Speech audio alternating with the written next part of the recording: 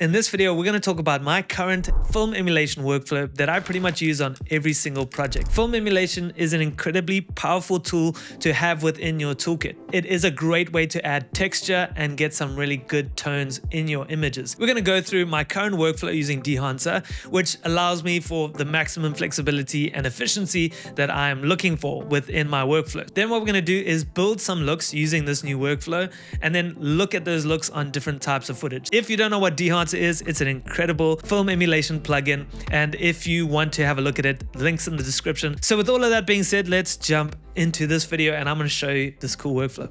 So here we are on the color page of DaVinci Resolve, and the first thing that I always do when I start a project is I sort out my color management. So not only here in my project settings, but also on a clip level, or actually more on a group level, and I'm going to explain what that is just now. I'm sure you probably worked on a project where you've brought all your clips in and you can see like this was shot on red, this was shot on Uri. You've got different camera profiles on your project and you need to figure out the most efficient way to be able to transform your log footage to Rec 709.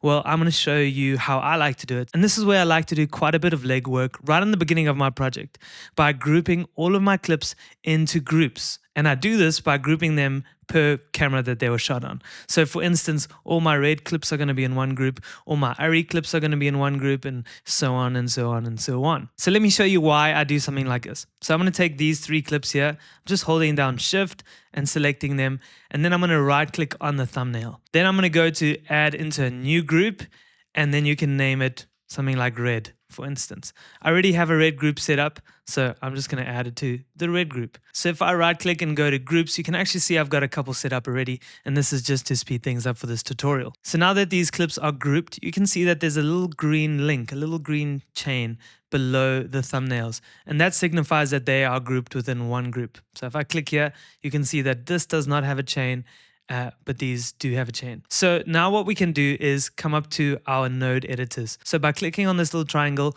I now can choose from our node graphs. And as you can see, I now have 4 node editors instead of our typical 2, which is clip and timeline. Now we have group pre-clip and group post-clip.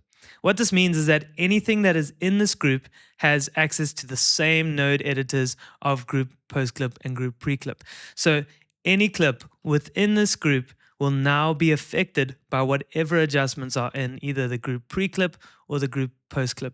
One thing to just quickly show you how these work is if I add 3 nodes here quickly, actually let's do 4. Let's say that these 4 nodes signify our different node editors. We're just going to chat through the image pipeline real quick. It works exactly like this. Image comes in, it goes into our first node editor, which is now our group pre-clip node editor. Then it goes into our clip node editor, our group post-clip node editor, timeline node editor, and then all the way through to our output. So any adjustments you make in the group pre-clip node editor is going to happen before the clip node editor, and then, so on and so on. So with all that being said, I like to go to my group pre-clip node editor, and this is where I do my first CST, because for each camera profile, I'm going to be doing 2 CSTs, one input CST and one output CST, also known as a DRT. Let's not get too ahead of ourselves. I'm going to go to Effects, go to Color Space Transform, drag that on. So now that we've added our Color Space Transform to our group pre-clip, we can start setting that up. But I just want to show you, if I go to the other clips, you can see that this node editor is still open and this CST is still here. So let's set this CST up. I'm going to turn off tone mapping here. We're going to go from our camera's color space to DaVinci Wide Gamut Intermediate, because we want to be working in this beautiful, massive color space. We're going to go input color space. We're going to go to red wide gamut, red log 3G10. Then we're going to say DaVinci Wide Gamut, DaVinci Wide Intermediate, like that. And then that's pretty much it. So that's our input CST done. And I'm just going to label that real quick. So if you're adding CSTs often, like me, what you can do is just save them as power grades so that you can just drag them on later. It makes your life a lot easier. So now we're going to go to our group post clip, which you can do by going up here and choosing the 3rd dot. Now this is our group post clip node graph. And now we can just add another color space transform, go from DaVinci Wide Gamut DaVinci Wide Intermediate. Now we're going to go to our output color space, which for me is going to be Rec 709 Gamma 2.4 because this is going up to YouTube. Then what we can do is do our tone mapping and gamut mapping up here. I like to do luminance mapping, set this to 10,000, turn both of those on, and then set that up with gamut mapping method as saturation compression. If you want to know more about CSTs, have a look at this video up here. It will really help you understand a lot more. But if you hadn't noticed already, all these clips within the same group have now had a transform applied to them. But we're not done. There are so many clips on our timeline, and we need to do this for every single camera profile. I know that sounds like a lot of work right in the beginning, but I promise you it's going to make a big difference later. So these clips are shot on ARRI, so I'm going to add them to the ARRI group. And these two shots were shot on Blackmagic. So I just quickly made another group for them. These shots were shot on Sony, so I'm going to add them to the Sony group. And just like that, I'm going to leave these for now.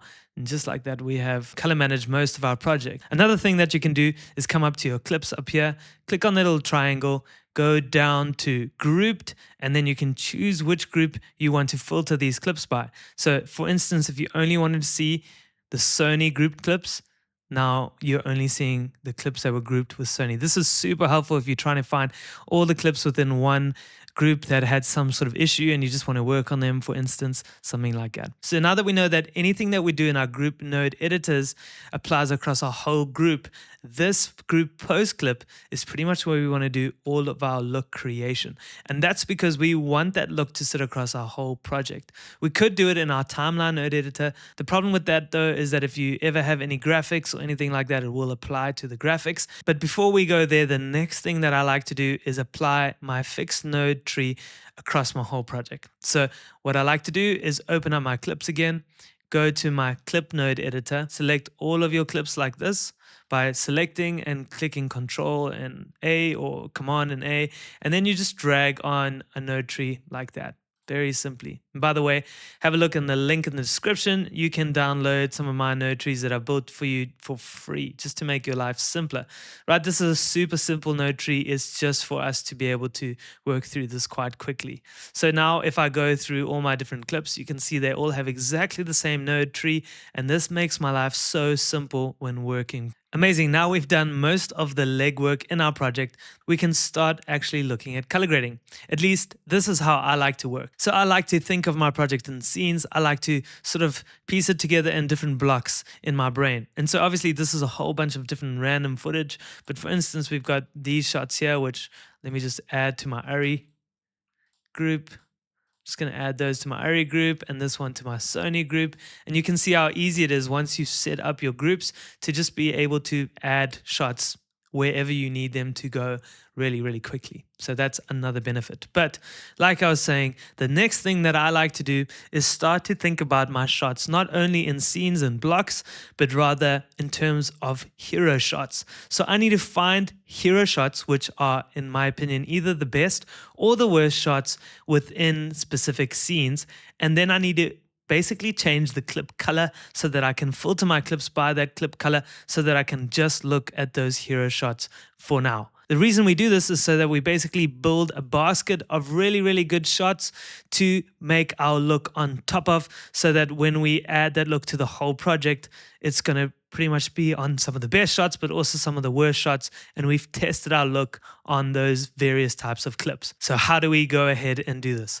Well, you select the clip, obviously, and you can right click, and then you can say clip color and change that to something like green. I have a great keyboard shortcut that I've set up for this, so it just makes my life a lot simpler. So I'm going to use that. So I'm going to select this clip. Let's use that one. This one for skin tones is really good. This one is nice wide. This shot, lots of color. So I'm going to change the clip color. You can see it's changing. This is super dark, so let's take that one. So then I'll go to my clips and click on that little triangle again. And I filter all of my clips by the color. So clip color, and then I go green. Now, all I'm working with are those hero shots. So now we've come to a little bit more of the fun part, which is actually doing some look creation. And I wanted to show you how I do this with Dehancer, because my current Dehancer workflow is very different to my previous Dehancer workflow. This is because I'm trying to give myself the most amount of flexibility and creative control. So let's jump straight into this. So here in my group post clip, I'm going to start building a node structure to facilitate my look building process. So what I like to do is do a node before my DRT like that.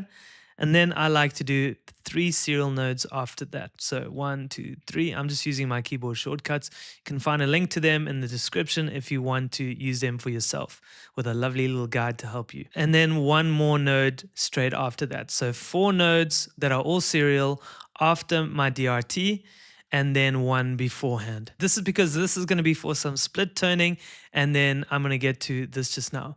I also like to just pull my DRT up like that, and then basically just align all of these so that I can turn them on and off so I can see what it's doing, right? The next thing I do is go and add my Dehancer. So I'm going to add Dehancer to these 3 nodes here.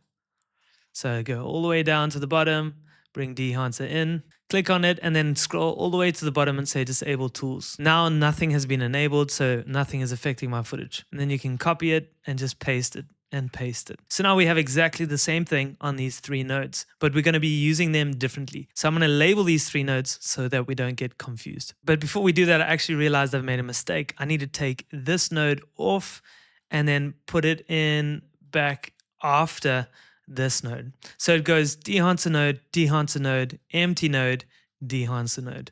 And let me label them so that this makes sense. So on this node, we're going to be doing our film profile. On this node, we're going to be doing our print emulation. This node is specifically to work on our blacks, our black points. And this node is specifically for our halation, our grain, our bloom, and those kind of things, right? The node before our DRT is going to be for split toning if we want to do any. And that's pretty much my structure for all of my projects for look building. It just makes my life so much easier having everything that I need. And again, I know it takes some time to set up, but eventually it's super easy and it just saves you time. The other thing is that we can turn this into a power grade and apply this to every single group, because this is going from the exact same color space that everything has already been transformed into, and then it's going to the same output color space. So if we wanted to, the same node tree can be applied to every single group in the group post clip node editor, which is exactly what we're going to do. It makes our lives so simple. So the next step here is to start playing around with some looks. I usually start with my film profiles, and the reason that it's on its own node is so that I can control the intensity of this look exclusively from any of the other things that I do within my Dehancer nodes. So I'm going to go all the way to the top, and over here under film, click enable, and you'll see that our image is being affected. What we can do is obviously go through all of these different film profiles, which Dehancer has done a great job of creating, and we can find something that's going to work really well for this project. I do like Vision 3 250D. It is super strong, and so it's something that we need to be aware of. The reason why I have it in a node, like I said, is because I want to control the output. I just told you that I think that they're quite strong off the bat, and so coming down to output, total impact, I can now bring that all the way down to 0 or around 60, which is generally where I like to have it. If I just go to this working full screen and turn off that node, you can see that it's still doing quite a lot, but it feels pretty clean. The other thing that I really like about these film profiles is that they help manage skin tones. You can see here that her skin just looks super fair and really natural. When I turn that off, her skin looks really red.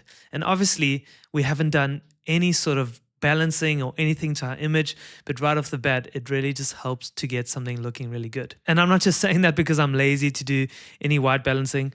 Of course, I'm going to do white balancing. Let's turn that off. Let's come and do some balance. And I'm just using my offset here real quick, just to try and get some sort of a balance. It's obviously going to be red because it's sunset, so that's before and that's after. I've just cooled it down quite a bit. And let's turn our look back on. So it's still obviously quite blue and cool because that's what the look is doing. So turning off and turning on. But what I'm really liking about it is that it kind of shapes our red tones. So if I turn it back off again, you can see that obviously there's a lot of variation within the skin tone, which is always good, but these reds are really strong. look at her nose. If I turn that back on again, there's still a bunch of variation in her skin tone, which is very natural and nice, but those reds aren't as intense. And this is something that I found across the board with pretty much all of the film profiles. And this is most likely because these film profiles were built off of actual film stocks, and film wasn't as sensitive to the red channel as digital cameras are. So they've done a great job of pulling back those reds. Then what I like to do is come to my print, and obviously this is where we do our print if we want to. So we come and turn on print. You can leave it as linear. You could go to Kodak Enduro glossy paper, which is also quite nice. Otherwise, obviously my favorite, Kodak 2383. You can click on that. And as you can see, that's a really strong output as well, which is not horrible, but for most projects, we aren't going that stylized. So we're going to pull that back slightly. So that's before and that's after. And we've got that at 65%. So if I turn off all of these nodes, you can see where we started and where we are. Obviously, this image is really hot. You can see that the exposure is quite high. So we can obviously just bring this down just to make sure that we are really happy with how this is going.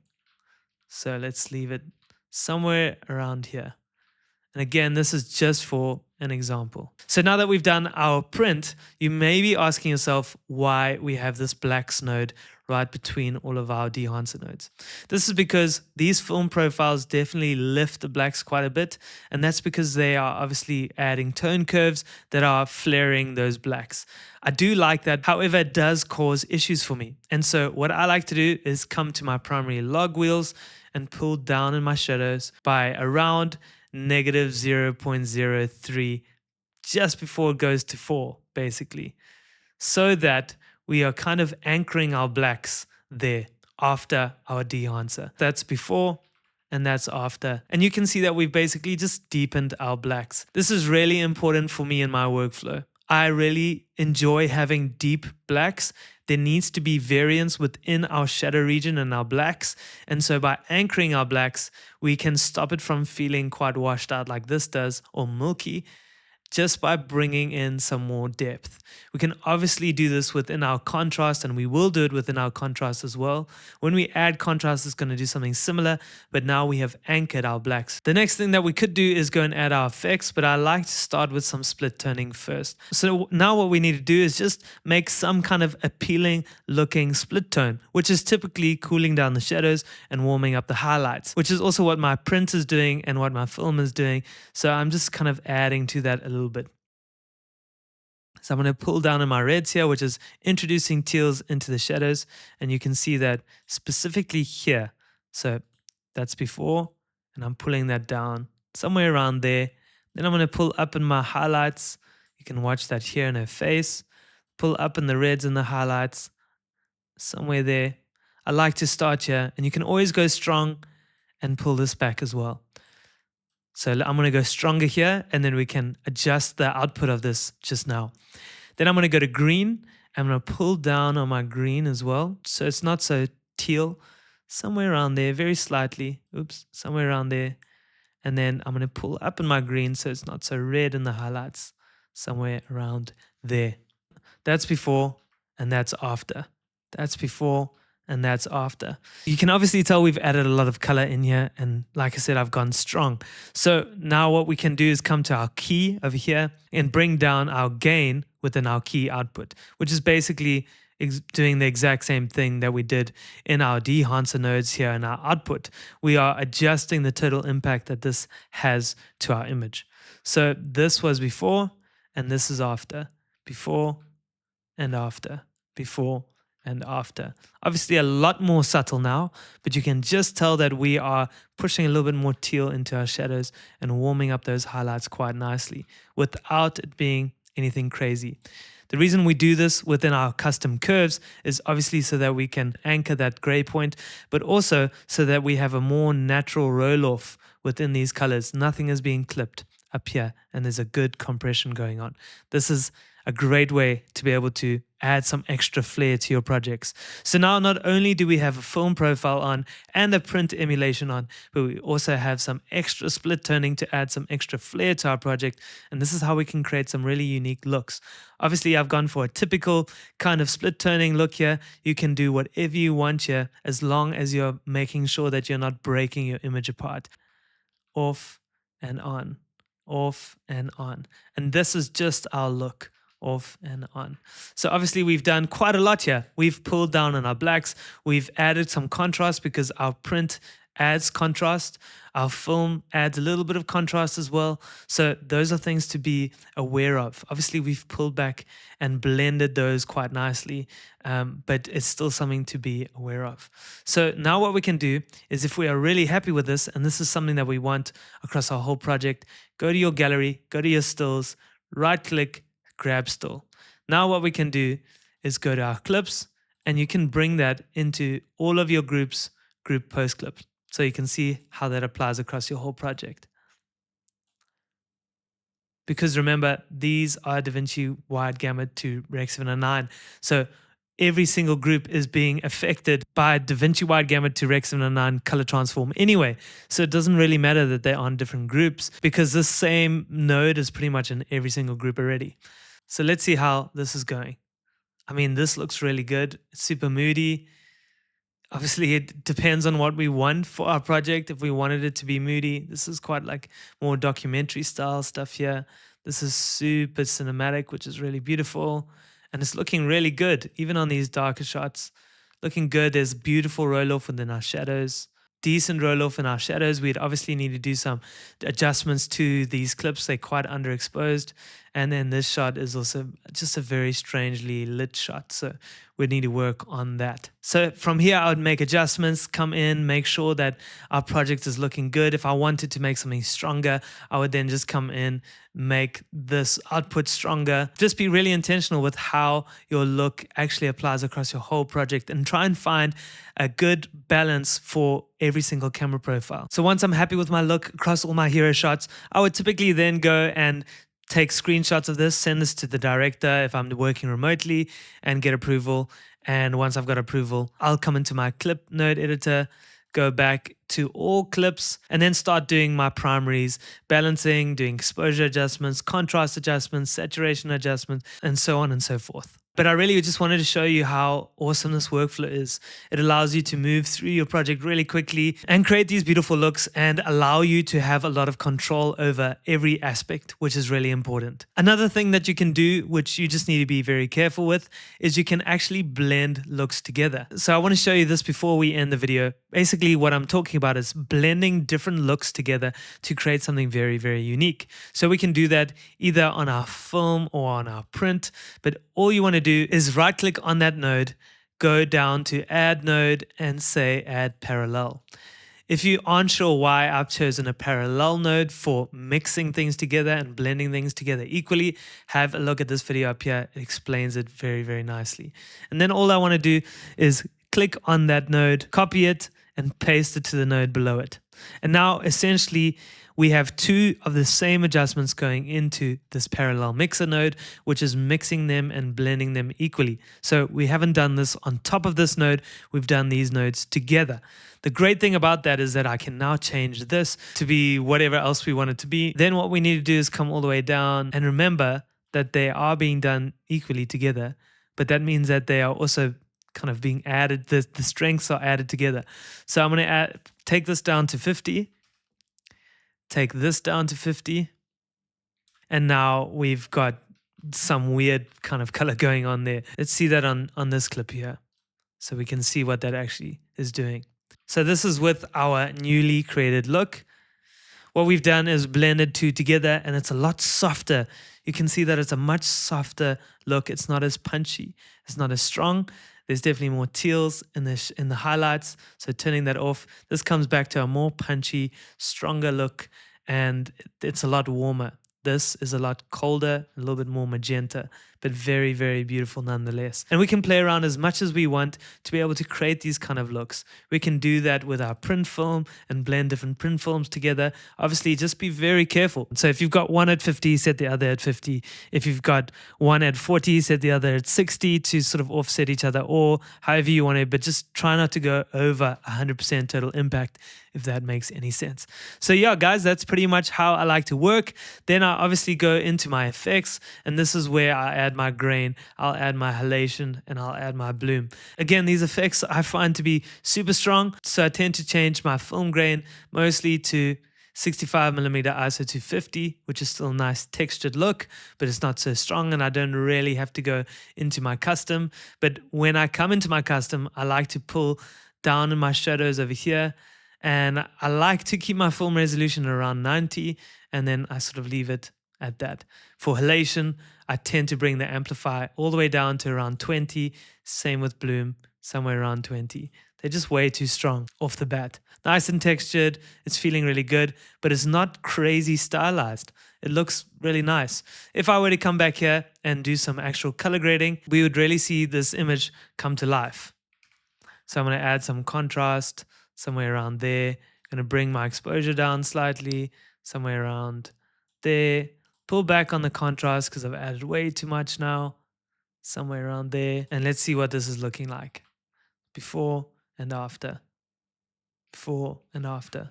I'm going for quite a soft look here, and I think it's looking really pretty. Could obviously redo that saturation and add saturation if we wanted to. There's so many different things we could do, but we've come from a really good base here. And so it would be so simple to move through this entire project and do this kind of work and get it to look how we want it to look. One last note before we end the video is I do find that some of these looks work really well with saturation. So coming in here to our color slice and adding some saturation in, you can really see that that image now comes to life. Obviously, skin tones are looking very saturated now, but the image as a whole is really coming to life by adding some saturation. And that's because a lot of these film looks and things are pulling back quite a bit on saturation. But that's about it, guys. I'm not going to go through and color grade every shot. I'll do that in a different video. I really just wanted to show you my overall workflow, which I'm really enjoying at the moment.